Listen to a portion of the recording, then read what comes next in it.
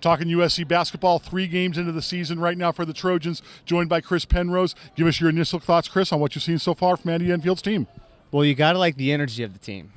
They're young, they're learning a new system, and they're coming out with a lot of fire and a lot of energy. A couple positives that I've seen right off the bat, just inbounds plays and offense. Guys are getting easy buckets. They're working the offense. The system seems to be working so far, a lot of up and down. They're scoring a lot of points. We know that that's been an issue in SC basketball over the past few years, is not being able to score enough points. What I think they need to work on most is their defense. I mean, against a very mediocre Northern Arizona team, they gave up 40 points in the first half. And, they're going to be able to compete with scoring points, but they're going to have to lock down on the defensive end, because that's how you win a lot of games, is through your defense, not your offense. Another thing is, we haven't seen a solid starting lineup yet. Coach Enfield's really mixing a lot of players around, trying to find that good starting group. When you can go 10 or 11 deep, that's great, and you can find certain matchups if you're playing that many players. But I think we're going to have to try to see a more solid starting lineup to get some consistency in some of the guys, like a JT Terrell, who's a streaky shooter. If he's more consistent and in the starting lineup every time, you might be able to get a little bit more out of him.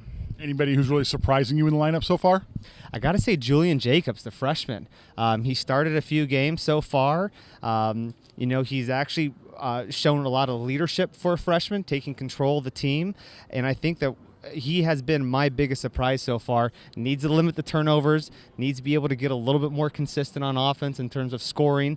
But I think he's been a great asset to the team so far, especially defensively. And then anything that you want to see in the next couple of weeks before the team really gets into conference play?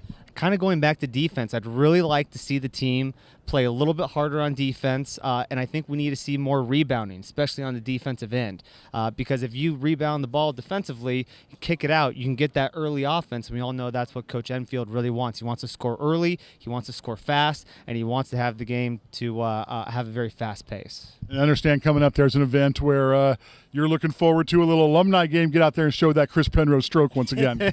That stroke's long gone by now. But Coach Enfield and I have been working together.